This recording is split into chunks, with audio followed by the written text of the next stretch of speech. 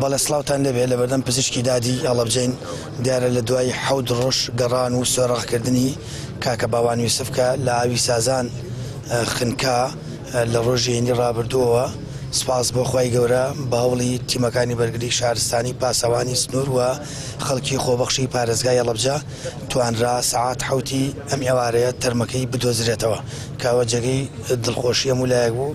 سپاس بۆ خۆی گەورە. دیارە دۆزینەوەی تەرمەکەی لە شوێنی خنکانی کاکە باوان بۆ شوێنی کە تەرمەکەی دیا دۆزراوەتەوە بە پێوە زانیاریانی کە وەرماگرتووە 15 کیلۆمتر بووە، دووری 15 کیلۆمتر عنێ واوی لەو شوێنەی کە خنکاوە لە سازان ئەوکە بردوێتی بۆ دووری 15 کیلۆمتر اینجا تەرمەکەی دۆزراوەتەوە. ئەم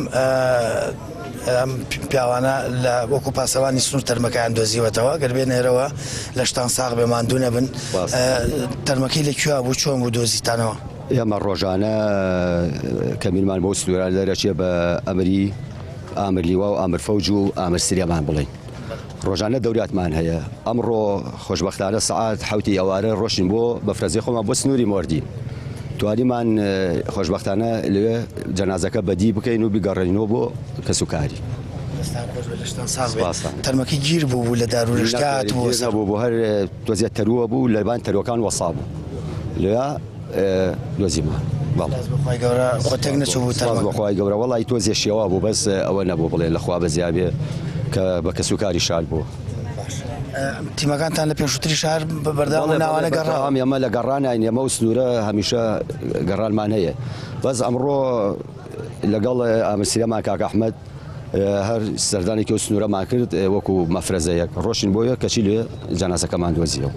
چۆن لە قەراغ بوو لە شوێنێکی بڵێن لە قەراخە لایدا بوو بە پشتا کەوتوە تۆزێ کەوتو بۆ خەراخۆ تقریبا لەم وایە 2 ساعات بێ هەڵیا بوو. بەڵێ بەڵێ شوێنی ڕووداوەکە بۆ لە چەندێک دوورە عنی بۆ شوێنێک دوورە تقریبا 15 کیلۆمتر تا 20 کیلۆمتر بێ. سنووری مۆردین بۆ سنووری سازە زۆرە. سپاسانەکەین بەخێر بێ. زۆر سپاس.